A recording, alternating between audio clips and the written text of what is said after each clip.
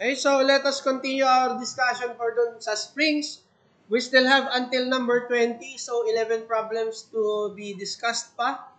So let us start with problem number 10. So a 4 compression spring coils in parallel is used to support a load of 380 kilograms. If you can remember, yung ating spring prior to that problem is in series. Now, if it is in parallel naman, ano ang ating notion dito? So, if the springs are set in parallel, so ibig sabihin yung spring mo ay nakaganyan, parallel lahat sila. Okay? So, meron kang force dito. So, if that is parallel, yung force total mo, nasa saluhin ng lahat ng spring. So, that is force on spring 1, plus force on spring 2, plus force on spring 3, and so on. And then, how about their deflection? The deflection will be pantay-pantay sa spring. Okay? So, yung deflection nila is total, that is constant. Okay? So, ibig sabihin yung deflection ni 1, that will be deflection ni 2, and so on. And, paano naman yung kanilang K? Spring constant. So, that is K total. So, K1 plus K2 plus K3 plus K4. So, let us answer that problem for number 10. So, for number 10, sabi dyan, that your compression spring will support a 380 kilogram mass. Okay? So, each spring has a gradient of 0.725 kilogram per millimeter. Okay? So, ibig sabihin that it will deflect a certain millimeter given that the load will be 0.725 kilograms or 725 grams. So, ganun yung Hooke's law. For number 10, that is, ang tinatanong ay the total deflection. So, for the total deflection, that is equal to yung force total divided by K total. Ano force total mo dyan? Eh, lahat naman yan is in summation. Okay? Summation of forces, okay? Divide by K total. So, that is F1 plus F2 plus F3 plus F4 over K1 plus K2 plus K3 plus K4. Okay. So, apat naman yan. Banggitin mo dito Sir, yung 380 ba dito will be each of the spring or the total? Total. Okay, that is total. Okay, it will support that load. So, the deflection will be 380. 380 ba? 320? 380. 380 kilograms. Divide by K1 natin. So, apat. Redundant naman yan. 0.725 kilogram per millimeter. So, calculator natin. Pindutin natin dito. This is 380. Okay, divide by 4 times 0.725. That is 131. 131.08 mm. Basic yan, number 10. Again, proceed tayo with the next problem. So, 3 extension coil springs are hooked in series. So, basic na itong problem na to. Series and support sa weight of 80 kilograms. Okay? Kabaliktaran naman yung series niyan. Sabi dyan, on number 11, okay. So, ang hinahanap mo dito ay the total deflection given that the spring rates are 0.65 kilogram per 2 hub, spring rates na ganyan, and 1 spring. So, tatlo lang spring na yan. Okay, for number 11. So, deflection total is equal to force total over 1 over K1 plus 1 over K2 plus 1 over K3.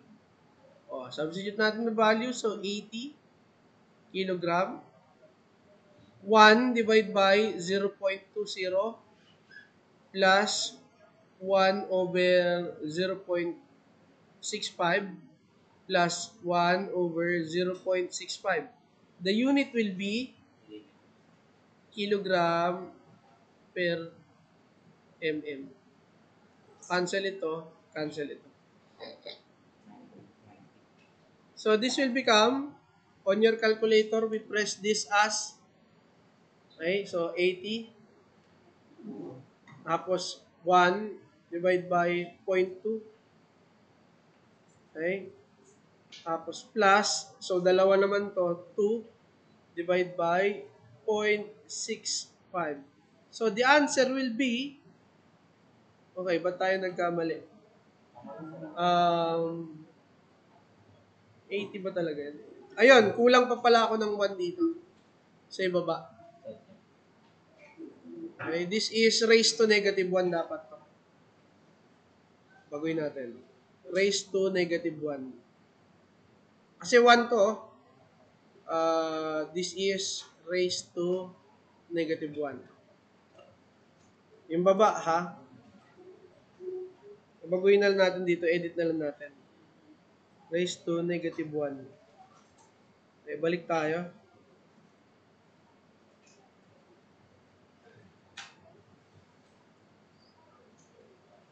So that is 646.15.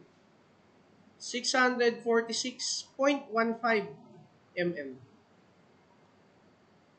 That is for problem number 11. Okay. So number 12.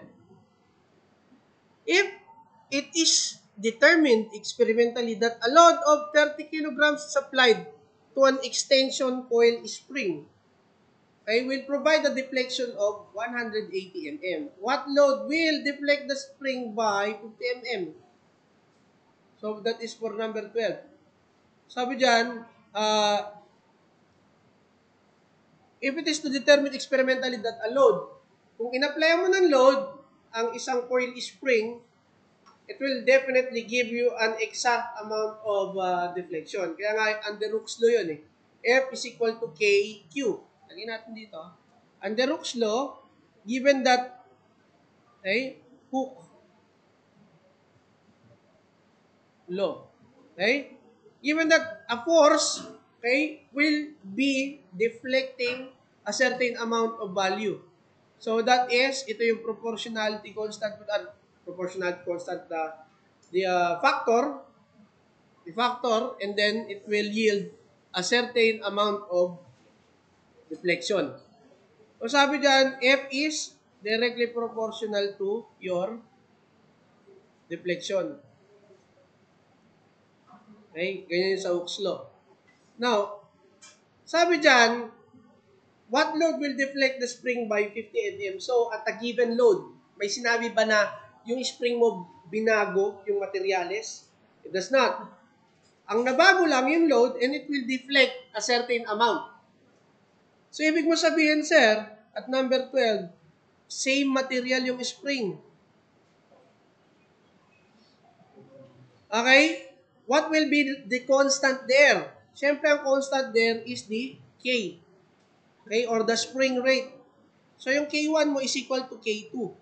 Now, di ba sabi natin, under Hooke's law, F is equal to K multiplied to the deflection. Now, that will be F1 divided by deflection 1 equal to F2 over deflection 2. Ang hinahanap natin dito is the load on number 2, F2. So that is F2 equal to F1 multiplied to, okay, and then that one. So what is our F1? That is 30 kilogram. 30 kilogram. Ano yung deflection niya kay 2? That is 50. Nan-unit mo na yon. Tapos yung nasa taas ay 180.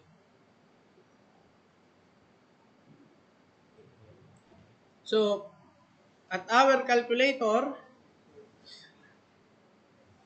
that is 30 times 50 over 180. And that is equal to 8.33 kilograms. Continuous na yan. Pag nilagyan ka ng bar, ibig sabihin, repetitive yung iyong decimal. Okay? Or siya, continuous. Hindi siya nag-i-stop. On number 13, a weight of 120 pounds strikes a coil spring from a height of 120 inches. And it deflects the spring 5 inches. So, ibig sabihin, from a height, nilaglag mo yung isang bagay, nag-impact dun sa spring mo. Now, calculate the average force acting on the spring. You call that as impact loading. Okay, on number 13. Much better if we can draw this one. So, number 13. By impact loading,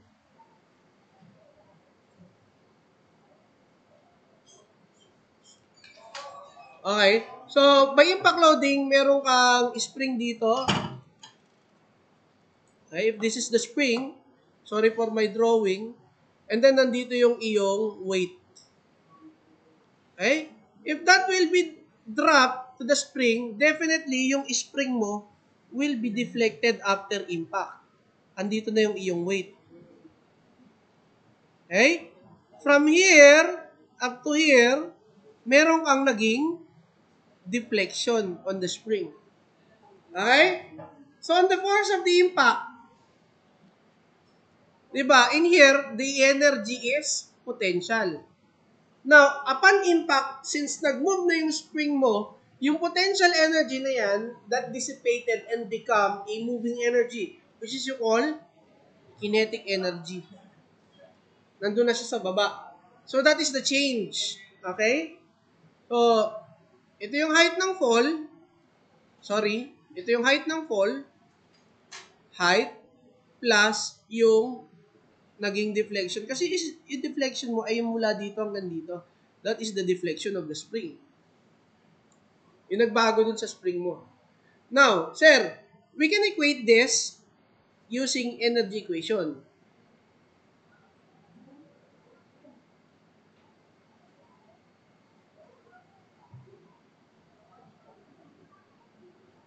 By equating, yung potential energy mo, syempre, nag-dissipate yan to make it into kinetic energy.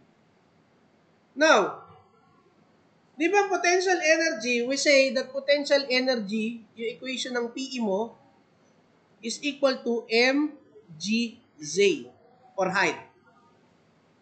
Tama? And your kinetic energy is equal to 1/2 mv squared. Okay? Sir, tignan natin, okay? So, yung mg, ano ba yan? Mass times gravity is equal to weight. So, that is weight. Now, yung height na kukunin mo dyan is from the top where your weight is released until the impact stops. Diba? Nag-deflect pa yung spring mo bago mag-stop. So, i-equate mo siya doon sa dalawa. So, that is the height of the fall plus the amount of deformation. Okay? Now, your kinetic energy. Sir, ano ba yung meron tayo dito? Nagkaroon tayo ng deflection dyan. Tama? Yung velocity mo, it became energy. mass times velocity. Ano nga itong force natin? Force is, diba? Force is equal to mass times gravity. Ay, the pushing force there. Now, para hindi na tayo mahirapan, okay, yung mass na yan, yung v squared, okay, paano makukuha pala yung velocity gain niya? Siya, paano nyo makukuha yung velocity gain ng isang bagay na nahuhulog? Diba from dynamics, a free-falling body, meron kang initial velocity, BO, at meron kang final velocity, B. And something is acting upon that. At a certain height, ang nagpupull sa kanya is the gravity where that is positive. So, this will become yung BO, okay, squared plus twice ng gravity and height. That is equal to the final velocity. Where, at rest, 0 ito ang value. So, therefore, yung B squared natin dito ay 2GH. Ayun yun, di ba?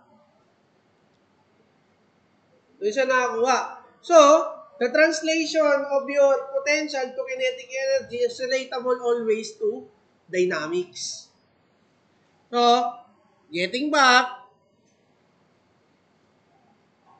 yung iyong mass times yung gravity, okay? B squared yan, di ba? Gravity times 2h over 2. May napansin ba kayo? Ano ba itong mass and gravity? That is equal to weight. But that weight is translated now into the force of impact. So that is force of the impact. Okay? Tapos cancel mo yung 2. And then yung height of the impact is what you are referring to the deflection. Force times deflection yan. Now, what is force? Sabi nyo, under Hooke's law that the force is K times what? Deflection.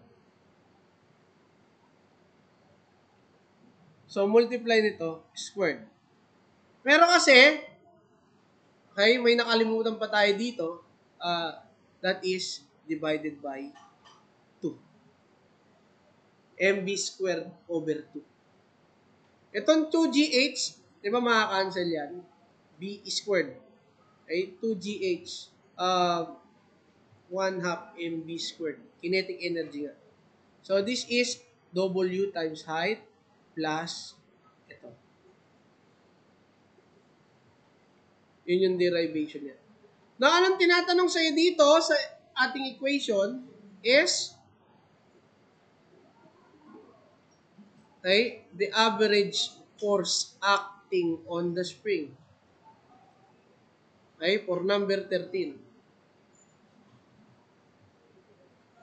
So, hanapin muna natin yung wala tayong value dito, which is K. From this equation, so W, H, plus the deflection of the spring equal to K times deflection squared over 2.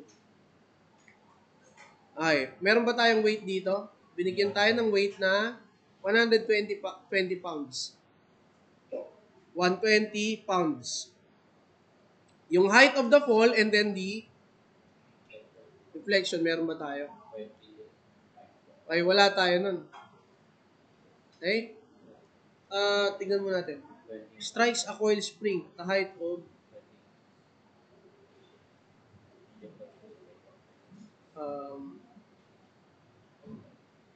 at the height of 20 and then deflects 5 inches. Okay. Given na pala. 20 tsaka 5. Yung K natin, wala tayo niyan. As deflection natin is 5 squared over 2. So, calculating the value of K, K pa lang yan ha. So, that is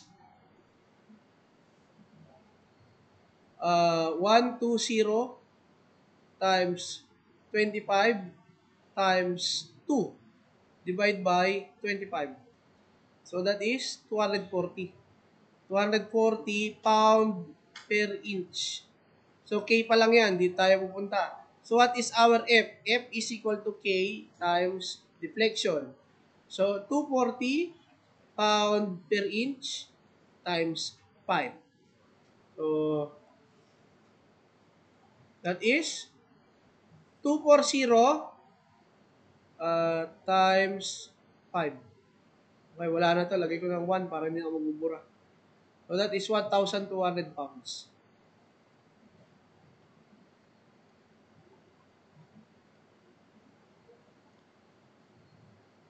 So, ganun yung solving niya.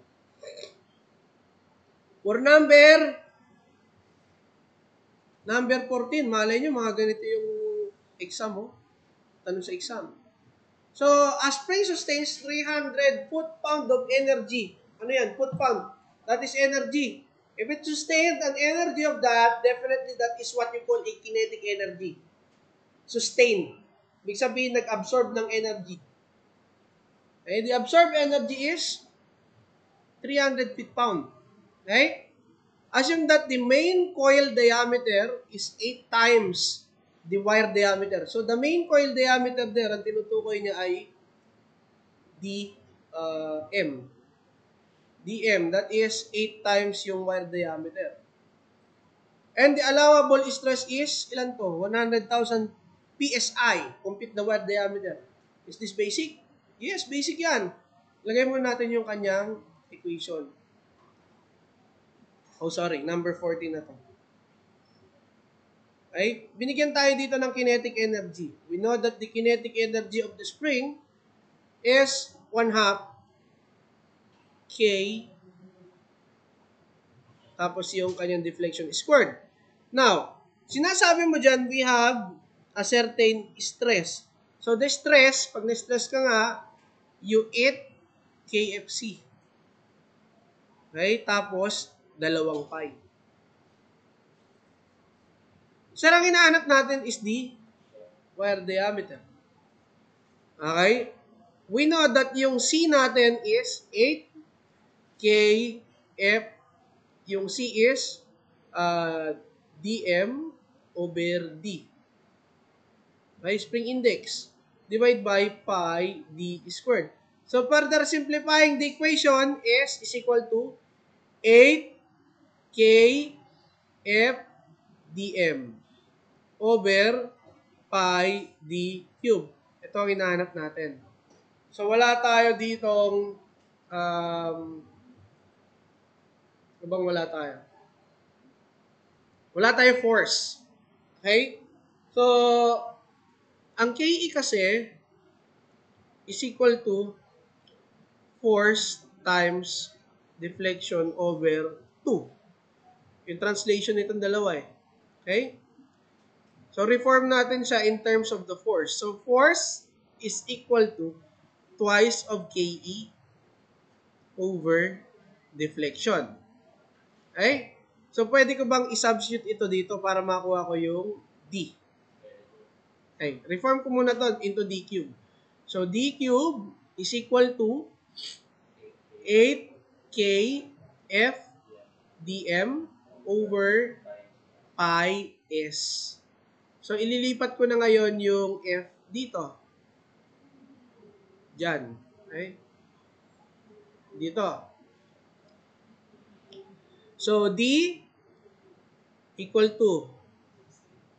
So, 8 times 2, that is 16, times K, tapos yung kinetic energy, ay, tapos yung dm. Bawasan natin para may clear lang. Yan. Tapos, pi, s, and then deflection. And then, kunin ko yung cube root. Ganun lang kadali mag-algebra eh. So, di na kailangan ng shift solve. So, this is 16. Ano yung k dito? That is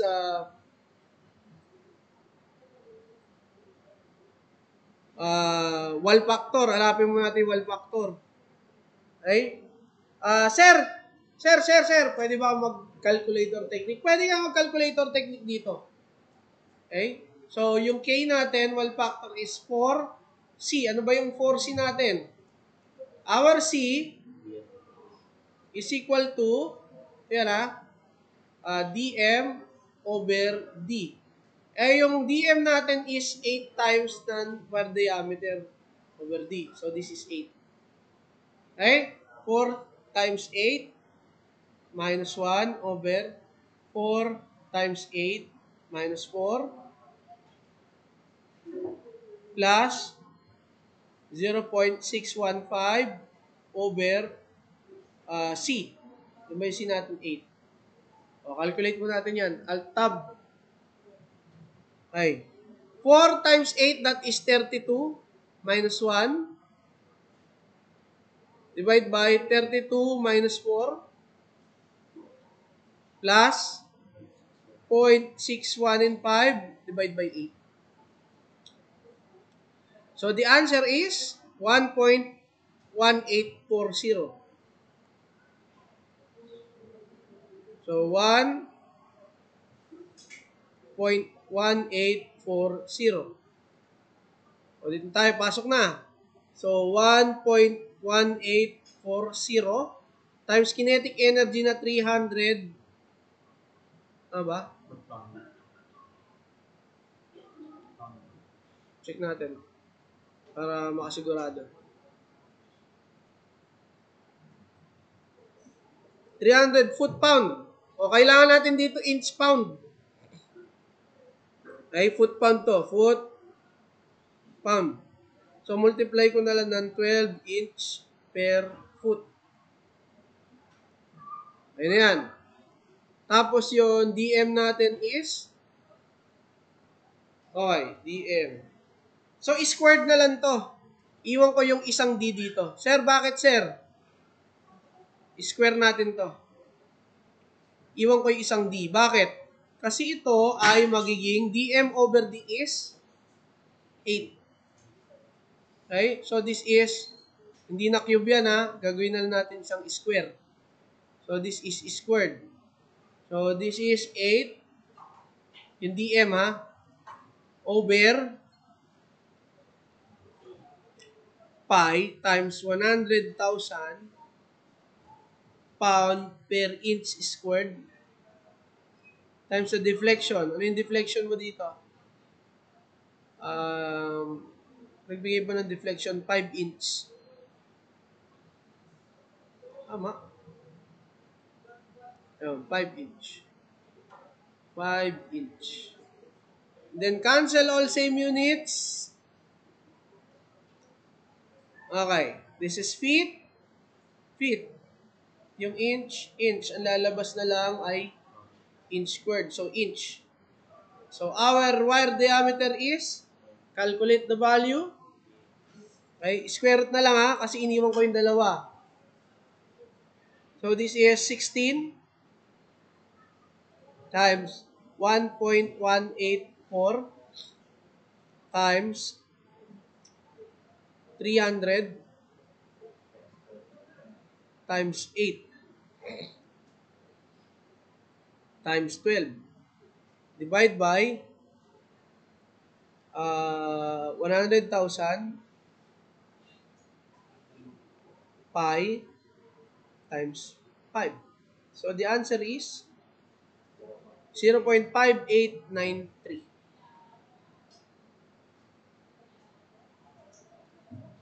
inch.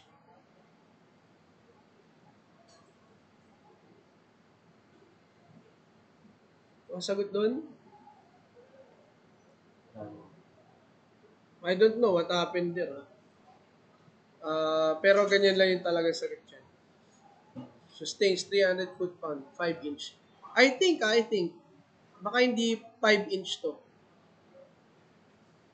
Let me see, baka this is 3 inch. Hindi, lalaki rin to eh. Try nyo nga if the deflection is